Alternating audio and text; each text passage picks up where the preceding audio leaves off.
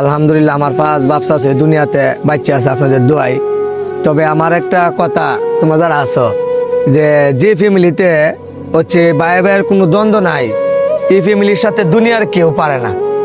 টাকা পয়সা ধন দৌলত যত ক্ষমতা হোক, যদি ফ্যামিলিতে বাইরা মিলতে হয়, এই ফ্যামিলির সবচেয়ে বেশি শক্তিশালী।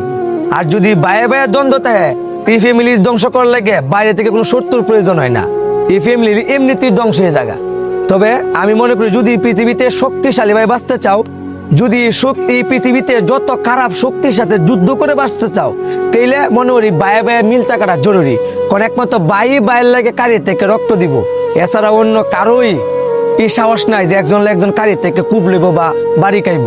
তাই মনে করি যদি দুনিয়াতে মাথা উঁচু করে বাঁচতে চাও, তাহলে এক মায়ের ফ্যাটের যে ভাই আছে সবাই এক তালাতে ভাত খাও, এক বিছানায় ঘুমাও, শেষ মুহূর্তে বেঁচে থাকার আগ পর্যন্ত যেন সবাই একে অপরে একটা বন্ধন থাকে।